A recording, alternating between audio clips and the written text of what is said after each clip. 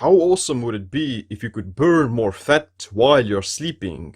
I mean, you burn fat with your eyes closed without doing anything. You save a lot of time from going to spin classes and starving yourself. In this video, I'm going to tell you how to burn fat while you're sleeping. As a spoiler, I have to say that most of your body's fat burning processes occur during sleep. But there are a few ways of magnifying that process and making it work more efficiently. The bigger you are, the faster you burn. Poor sleep is linked to obesity and weight gain. Short sleep increases the likelihood of obesity in children by 89% and by 55% in adults. Sleep is quite critical for fat loss. Without enough sleep, you're just making the process much more difficult for yourself. Metabolic processes like fatty acid oxidation, cholesterol biosynthesis, growth hormone, melatonin, autophagy, and fat loss are all rhythmical. They have a circadian rhythm.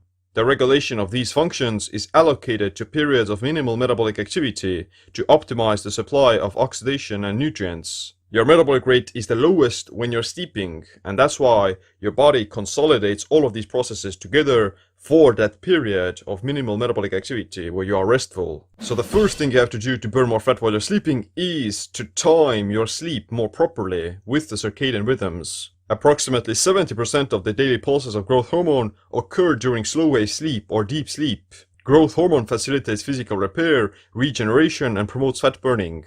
Growth hormone also gets stimulated by melatonin. Melatonin is called the sleep hormone or hormone of darkness that gets released in the absence of blue and green light. Therefore, the optimization of growth hormone and fat loss is very much dependent upon the quality of your sleep and also the release of melatonin. If you're not sleeping well, your circadian rhythms are out of whack, you don't get enough deep sleep, and you're not producing any melatonin, then you're going to have less growth hormone, and that's going to lead to suboptimal results in terms of fat loss. Based on the circadian rhythms, growth hormone and melatonin should start rising after 10 p.m. and peak around 2 a.m.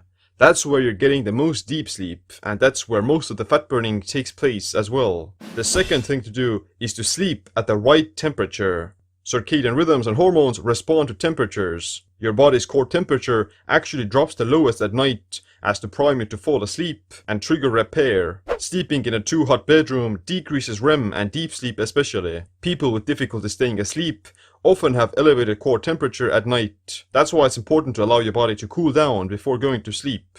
High temperatures can decrease total sleep duration, cause more shallow sleep, difficulties falling asleep, and lower total sleep satisfaction. According to the National Sleep Foundation, the best temperature for sleep is approximately 60 to 67 degrees Fahrenheit or 15 to 19 degrees Celsius. That's just the sweet spot between being mildly chilly and too hot. Thirdly, activate brown fat while you're sleeping. Another benefit of sleeping in a cool room is that it activates brown fat, which generates heat by burning calories. Studies in mice show that those with more brown fat are leaner and metabolically healthier. On the flip side, lack of brown fat is associated with insulin resistance and diabetes. Melatonin, the sleep hormone, contributes to the formation of brown fat and beige fat that both burn more calories than white fat. Therefore, proper circadian alignment for melatonin will help to lose more weight. Brown and beige fat are responsive to temperatures and especially the cold. Exposure to cooler environments increases brown fat formation and creates corresponding changes in the metabolism. That's a good reason to incorporate regular cold exposure or at least cold showers into your routine.